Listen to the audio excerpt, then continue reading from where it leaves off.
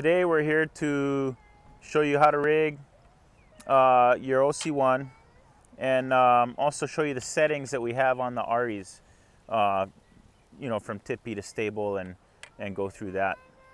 When you receive your canoe, you can see the two ends of the Yakos are different. One's a straight cut, one's an angle cut. The angle cut is your front Yako, the straight cut is your back Yako. Inside is also your serial number in F for front and a B with the serial number for back. Generally, when rigging a canoe, I'd bring the Yakos and Ama to the beach first, and then I'll bring the canoe. So I'll line these up as so. This is how I like to rig them. I always like to put the front Yako in first,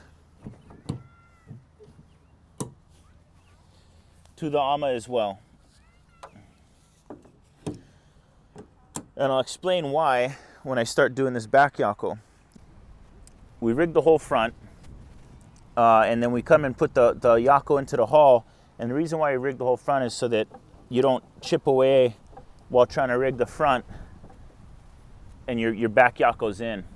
So if your back Yako's in and your front Yako's in, you go rig your Ama, this back Yako can chip away at your paint, scratch your paint, or whatnot. Another good thing, keynote to think about when rigging is when you get your pipe set in, lift your Ama up and push the Yako in. This will help just as a care note for your Ama. If you got something on the ground that you don't realize is under there and you're over here pushing down on it, you could dent, ding, scratch your Ama as well. So whenever putting this back Yako in, it's always good to hold the Ama up, put the Yako in, that way you know nothing's harming your Ama underneath.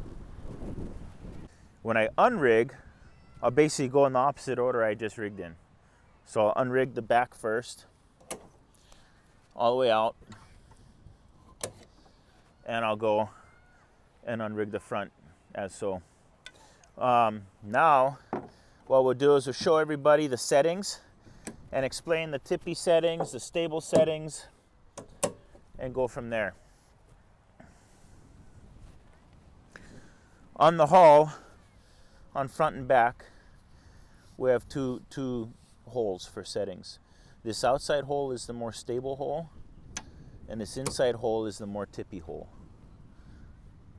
How you would want to rig your canoe, it's personal preference. On the Ama, we also have holes to position the Ama up and down, and that will create stability or tippiness as well. So this rigging on this top front would make the Ama a little more tippy. It's forcing the Ama down a little bit. That would go for the same in the back. On the back button in the back, this top button would be more tippy, the bottom button more stable. So you have a lot of settings that you can use to, either trim the boat a little different or make it more stable or more tippy.